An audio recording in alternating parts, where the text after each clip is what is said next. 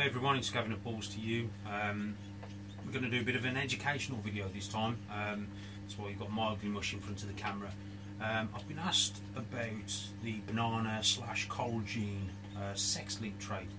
For those who are sort of into the hobby, and you guys already know about this, there's a few things you may not know or may not understand.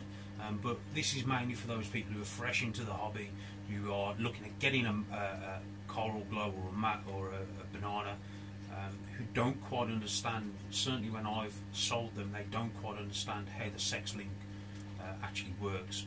So I'm going to go ahead and explain it as best as I can, make it as idiot as proof as I can, and we'll go from there. First things first, banana and coral glow are the same type of snake. What I basically mean is the coral glow came in first by Nerd, VPI, Tracy Barker, and Freedom Breeder. I think there was 2 or 3 people actually involved in bringing in the coral glow. The second one that came in was basically the banana that Will Slough got. There is a rumour that one of the snakes, I believe the Will Slough's snake, gave birth to the coral glow, because guys, you've got to bear in mind that these mutations are a one-off. Okay, there's not an abundance of coral glows or bananas out there in the wild. These are just one-off mutations. It's the same with the spider. There was only actually ever one pulled out of the wild, and that's gone from there. There was only actually 2 albinos pulled out of the wild, so there's not an abundance of these mutations out there. So we're going to try and understand this sex link gene as best as we can. I'm going to try and explain it as best as I can.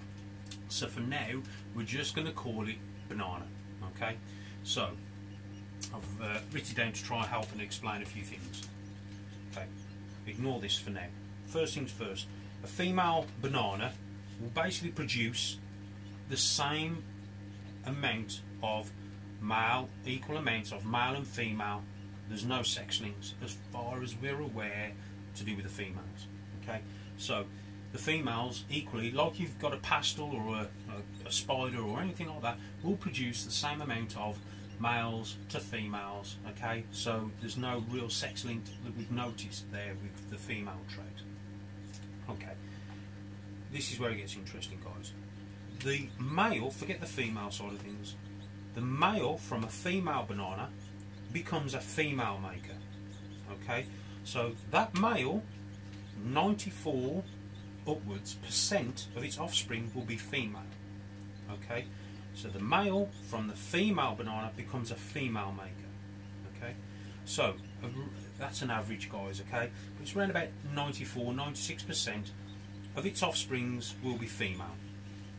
Okay, now the male, that 6% or less chance that you get of producing a male from a female maker, the gene, the sex link gene actually switches, it sort of swaps over. Now that male becomes a male maker. Okay, and what we've actually found, this is why we've had an influx of male makers onto the market, because in the beginning there was nothing but females being produced. Brad Wagner, I think his name is, basically he couldn't really understand why he was producing a lot of females. This is the reason why. So the male that comes from a female maker, the gene now switches. It now becomes, that male becomes a male maker. Okay, so then again the percentage comes down. So this guy, 94 upwards % of its offspring will actually be a male, and that male will actually be a male maker. Okay, that in a nutshell is basically how it works. What we've seen in the first instance when coral glows and bananas were out there, we actually saw that there was an abundance of females, mainly in the States. There was an abundance of females but hardly any males. So then males become stupid money. They were asking like $50,000 for a male coral glow / banana. Okay, what's quite interesting is now the market's actually changed, especially here in the UK. We have an abundance of male makers, male bananas that are male makers, but hardly any females. the females are very rare. So you can understand when I hatched one this season, I was over the moon. So there is a lot of male making males out there, and that's why hence the price has come down. It hasn't crashed. It's purposely simply because people have just gone out there and bred the banana, because all they've done is put that male. Remember, a male ball python can go to 3 or 4 females. So of course the males, let's face it, as soon as they got their hands on a male, they were putting it to a lot of normal females, to a lot of other female mutations, because this, that male can basically go to a multitude of females, whereas a female can only have one male. So that's why in the UK, I can only sort of talk for, guys, is why we have an abundance of male making male bananas. Okay, and that's why the prices have come down, because supply and demand. So of course everyone's jumped on the bandwagon, everyone's been buying them, everyone's been breeding them to a whole bunch of females, and bang, this is where we are now, guys, with the cost of the bananas. So guys, just quickly go back to that again. If you guys didn't understand, I'll run through it again. Female banana can make the same amount of male to female. The ratio is the same, okay? But the males that we get from the female banana tend to be female making bananas. So that male will now produce 94% of its offspring will be females. The male, if you manage to hit the odds on that 6% chance, if you make a male, okay, the gene now switches and becomes a male maker. So that male becomes a male making banana. Okay. Again, 94% of its offspring, there or thereabouts, will become a male making banana. Okay, guys. There's a couple of things we've noticed.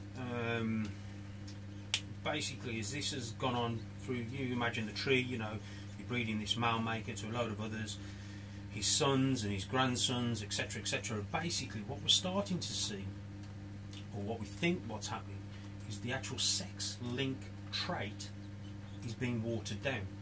So now all of a sudden you're going from a 94% chance to a 75% chance. Okay, so what I'm sort of trying to say, the odds of you hitting a female from a male maker has now dropped from 94% down to 75%. Okay, so long story short, it seems like it's not 100%, and we won't know this until further breeding, until we're years and years and years and down the line, but it seems like the banana / coral glow sex link trait seems to be getting watered down. So the more we sort of introduce it to other females, and the more the bloodline gets sort of divided, it seems to be that the actual sex link trait is getting watered down. My ratio this year, male to female, from my male making male banana, 75%.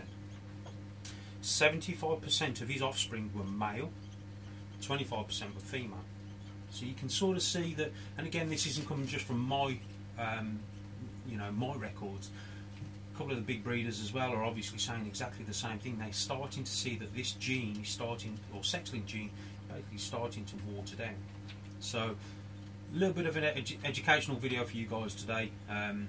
It's after Christmas. Hope you've all had a great Christmas and you're all looking forward to the new year. Again, guys, please, any comments, any questions, please put down in the comments below.